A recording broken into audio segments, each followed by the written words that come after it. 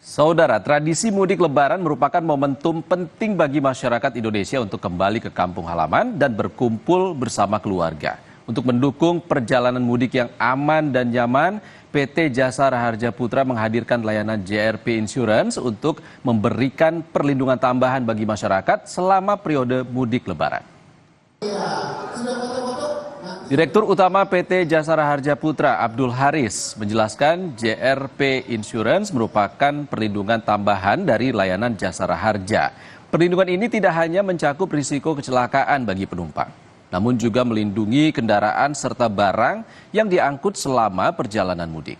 Untuk mendukung kelancaran mudik, Jasa Raharja Putra juga menyiapkan posko-posko layanan di sejumlah titik rawan kepadatan seperti jalur penyeberangan, jalan raya, dan objek wisata. Selain itu, masyarakat dapat mengakses layanan asuransi ini melalui kantor cabang, posko lapangan, maupun melalui aplikasi dan platform digital.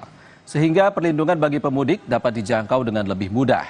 Layanan ini diharapkan dapat memberikan rasa aman dan nyaman bagi pemudik selama perjalanan hingga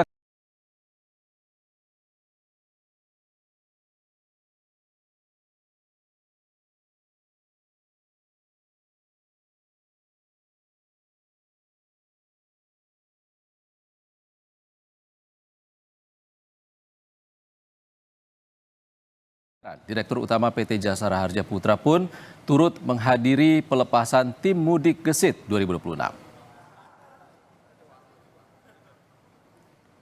Semua orang sekarang sedang berdiskusi mengenai mudik nyaman dan lancar gitu ya.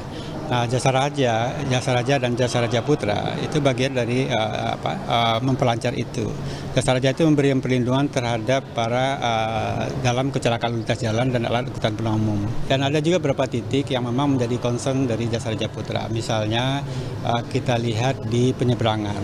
Di penyeberangan itu sudah ada produk yang memang sudah dijamin oleh Jasa Raharja dan kita top up dari itu. Artinya memberikan perlindungan kalau Jasa Raharja terhadap orangnya, kita memberikan perlindungan terhadap kendaraannya dan juga kepada barang yang diangkutnya.